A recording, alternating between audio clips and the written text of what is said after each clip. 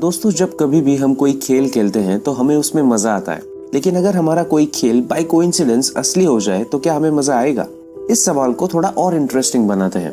अगर आपका कोई खेल बाय कोइंसिडेंस असली बन जाए और उसके बारे में आपको पता भी ना हो, और जब आपको खेल की असलियत के बारे में पता चलता है तो ऑलरेडी बहुत देर हो चुकी होती है, क्या अब वो खेल आप दोबारा खेलना चाहेंगे? ऐसी ही एक बड़ी मजेदार कहानी है जिसका नाम है गेम नाइट। इस फिल्म के डायरेक्टर है जॉन फ्रांसिस डाले एंड जोनाथन गोल्डस्टीन। ये मूवी रिलीज हुई थी 2018 में। मूवी की स्टार कास्ट में रेचल मैकएडम्स और जेसन बेटमैन और उनकी सपोर्टिंग कास्ट है जो मूवी की इस बेहतरीन कॉमेडी की जिम्मेदारी उठाते हैं। Hello guys, I am Shubham और इसी के साथ शुरू करते हैं आज की ये स्पेशल वीडियो। तो कहानी की शुरुआत होती है एक छोटे से खेल के साथ जिसका नाम है ट्रिविया डेथ बैटल। इस खेल में कुछ सवाल के जवाब पार्टिसिपेंट्स को देने होते हैं। खेल के दौरान सारी टीम्स बाहर हो जाती है सिवाय दो टीम्स के, और उन दोनों टीम्स के लीडर्स होते हैं मैक्स और एनी, जो इस कहानी में हमारे मेल एंड फीमेल प्रोटैगोनिस्ट है।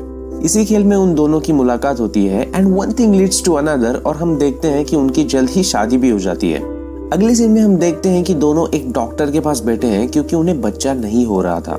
शादी में अक्सर ऐसी प्रॉब्लम्स आती है कि कपल को कंसीव करने में चैलेंज फेस करना पड़े, और इसका रीजन है आजकल की स्ट्रेसफुल जिंदगी, और यही कारण भी होता है कि मैक्स और एनी बच्चे को जन्म नहीं दे पा रहे होते हैं। इसी डिस्कशन में हमें पता चलता है कि मैक्स अपने भाई ब्रुक्स के साथ बहुत ज्यादा कॉम्पिटिटिव बन गया था, और ब्रुक्स मैक्स से बहुत ज्यादा सक्सेसफुल भी था, और इसी के कारण मैक्स की लाइफ स्ट्रेसफुल बनती जा रही थी। और ऐसा माना जाता है कि अगर आप स्ट्रेसफुल लाइफ जी रहे हो तो उसका इंटरनल या एक्सटर्नल इफेक्ट आपकी बॉडी पे दिखने लगता है।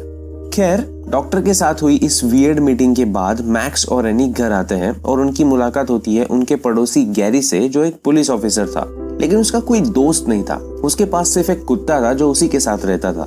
मैक्स और एनी गैरी को पसंद नहीं करते थे, लेकिन फिर भी वो उससे बहुत पोलाइट बिहेव करते थे। आज मैक्स और एनी ने अपने घर में एक गेम नाइट का अरेंजमेंट किया था जिसमें उन्होंने अपने कुछ करीबी दोस्तों के साथ मैक्स के भाई ब्रुक्स को भी बुलाया था, लेकिन मैक्स ये होप कर रहा था कि ब्रुक्स ना आए। फिर भी हम देखते हैं कि ब्रुक्स उसकी गेम नाइट में पहुंच जाता है।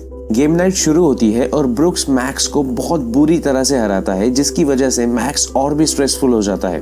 लेकिन ब्रुक्स मैक्स को हराने के लिए उसके एक बचपन का किस्सा सबको सुनाता है, और उस वजह से मैक्स उस गेम से डिस्ट्रैक्ट हो जाता है और वो हार जाता है।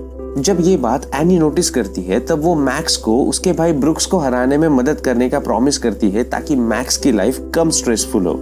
उनके अरेंज की हुई गेम नाइट तो खत्म होती है, लेकिन ब्रुक्स उन सब को अपने घर में एक गेम नाइट होस्ट करने की परमिशन मांगता है और सब लोग इस बात के लिए तैयार हो जाते हैं। एक हफ्ते बाद वो दिन आता है जब सब लोग ब्रुक्स के घर में गेम नाइट के लिए पहुंचते हैं, और सब लोग उसका इतना बड़ा घर देख के चौंक भी जाते हैं। मैक्स और एनी ने अपने कुछ पसंदीदा गेम्स ब्रुक्स के गेम नाइट में खेलने के लिए लाए थे, लेकिन ब्रुक्स उन गेम्स को फेंक देता है क्योंकि उसने गेम नाइट का एक सॉलिड प्लान ऑलरेडी बना लिया था। वो सबको बताता है कि अगले कुछ समय में हम किसी में से एक किडनैप होने वाला है, और ये हमारी ड्यूटी है कि हम उसे ढूंढें। अगर हम उसे समय खत्म होने से पहले नहीं ढूंढेंगे तो वो इंसान मर जाएगा। जो भी इस गेम को सक्सेसफुली कंप्लीट करेगा उसे ब्रुक्स अपनी expensive car as a gift देने वाला था। ये सब बातें सुन के सारे लोग बहुत एक्साइटेड हो जाते हैं क्योंकि उन्होंने ऐसी चीजें कभी की नहीं थी। गेम शुरू होता है और हम देखते हैं कि एक FBI एजेंट आता है जो खुद को एजेंट हेंडरसन नाम से इंट्रोड्यूस कराता है। अब ये एक गेम का पार्ट है, इसलिए वो इंसान FBI एजेंट का रोल प्ले कर रहा था। वो सबको गेम की सीरियसनेस बता रहा होता है, तभी दो मास्क मैन ब्रुक्स के घर में घुस जाते हैं और एजेंट हेंडरसन को बेहोश कर देते हैं। घर के अंदर वो ब्रुक्स के साथ बहुत मार पिटाई करते हैं और ब्रुक्स को किडनैप कर लेते हैं। सब लोग अभी भी ये समझ रहे थे कि ये भी एक गेम नाइट का हिस्सा है, लेकिन आप सबको थोड़ी देर बाद इस सीन की असलियत पता चलने वाली है, क्योंकि सब लोग इसे गेम नाइट का हिस्सा मानते हैं और समझते हैं कि ब्रुक्स किडनैप हुआ है और उन सबको ब्रुक्स को ढूंढना है, और वो सब क्लूज की तलाश शुरू कर देते हैं। दूसरी तरफ मैक्स और एनी को ऐसा लगता है कि ब्रुक्स फिर से मैक्स को ह्यूमिलिएट करने का कोई प्लान बना रहा है, इसीलिए वो गेम को रूल्स के साथ नहीं खेलते और ब्रुक्स के फोन को ट्रेस करके उसका पीछा करने लगते हैं। कहानी के बाकी कैरेक्टर्स अभी भी क्लू की तलाश कर रहे होते हैं, लेकिन सैरा और रायन भी एक रूल्स को तोड़ के डायरेक्टली लास्ट क्लू पे पहुंचने का एक प्लान बनाते हैं। वो डायरेक्टली उस कंपनी को कांटेक्ट करते हैं जिसको ब्रुक्स ने ये गेम नाइट प्लान करने का ऑर्डर दिया था, ताकि वो ब्राइब देके लास्ट क्लू को हासिल कर सके। जब वो कंपनी ऑफिस में पहुंचते हैं तब वो एक प्रेग्नेंट लेडी को जख्मी हालत में पाते हैं, लेकिन तुरंत ही उन्हें पता चल जाता है कि वो भी एक एक्ट्रेस है और एक मर्डर मिस्ट्री अटेंड करके आई थी और जिसका मेकअप उसने अभी तक नहीं उतारा था। अभी भी दोस्तों में से केविन और मिशेल को कोई क्लू नहीं मिला था क्योंकि वो रूल्स के साथ खेल रहे थे और बहुत पीछे थे।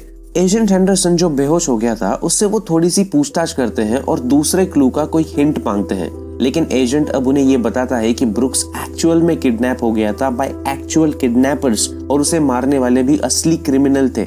एजेंट उनके ऑफिस में फोन करता है उन्हें ये सारी बातें बताने के लिए, जहां रायन और सारा ऑलरेडी बैठे हुए थे और उनको भी इस गेम की असलियत के बारे में पता चल जाता है। लेकिन सबसे आगे चल रहे मैक्स और एनी को अभी तक इस गेम के बारे में कोई आइडिया नहीं था और अभी भी वो एक गेम के ही फ्लेवर में थे और उन्हीं एक्चुअल क्रिमिनल्स के साथ थे।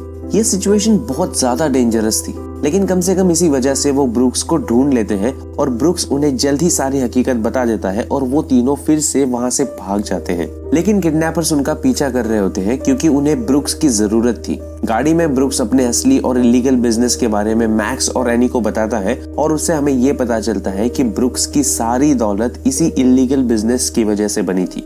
पीछा करने वाले क्रिमिनल्स को जब तक ब्रुक्स नहीं मिलता तब तक वो उनका पीछा करने वाले थे, इसलिए ब्रुक्स चलती गाड़ी से कूद जाता है और जाने से पहले वो मैक्स को एक मॉर्गन फ्रीमैन नाम के इंसान के बारे में बताता है जिसके पास एक एग होता है जिस पर डायमंड्स लगे होते हैं और वो एग उन किडनैपर को चाहिए था। और ये सब कहने के बाद ब्रुक्स गाड़ी से कूद जाता है।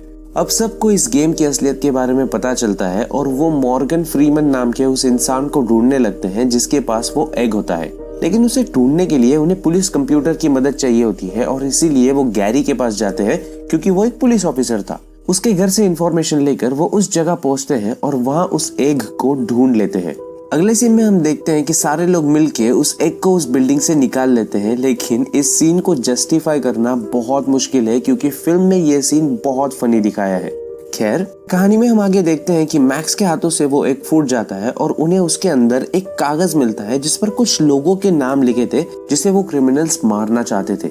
मैक्स और उसके सारे दोस्त उस जगह पहुंच जाते हैं जहां पर वो किडनैपर्स ब्रुक्स को लेकर आते हैं और किडनैपर्स उन सबको अपने गन पॉइंट पे रखते हैं। तभी ब्रुक्स अपनी जिंदगी का सारा सच मैक्स को बताता है कि वो एक फ्रॉड इंसान है और उसके जीतने का सिर्फ एक तरीका था कि वो हर गेम में चीट करता था, इसीलिए वो मैक्स को बचपन से सारे गेम्स में हरा पाता था और उसकी इतनी बड़ी प्रॉपर्टी भी उसके इलीगल बिजनेस की वजह से होती है। अब एनी और मैक्स को समझ आता है कि ब्रुक्स वो इंसान ही नहीं है जिसके साथ कोई कंपटीशन रखनी चाहिए और तब उन्हें अपनी जिंदगी की कीमत भी समझ में आती है क्योंकि उनका जिंदगी जीने का तरीका सही था। फिर वहां पे गैरी उन सारे लोगों को ढूंढते हुए आता है, उन सारे क्रिमिनल्स के साथ वो अकेला लड़ता है और सबको बचा लेता है और सबको ये बताता है कि ब्रुक्स के घर की मर्डर मिस्ट्री उसी ने हाईजैक की थी और ये सारा उसी का प्लान था।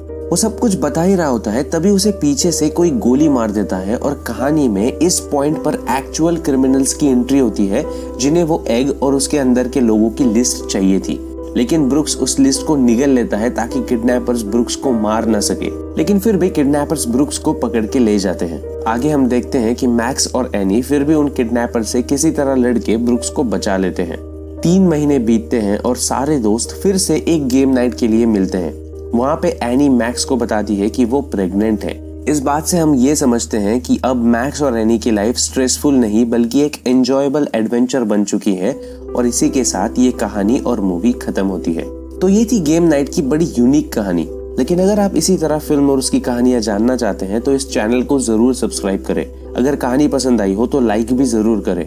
दूसरे लोगों तक भी ये इंटरेस्टिंग कहानी पहुंचाने के लिए शेयर करें और सबसे जरूरी बात कि आपको ये कहानी कैसी लगी ये मुझे कमेंट करके जरूर बताएं। मैं अगली ऐसी ही इंटरेस्टिंग कहानी के साथ आप सबसे अगले एपिसोड में मिलूंगा। तब तक के लिए खुश रहिए और अपना ख्याल जरूर रखिए। Take very good care of yourself.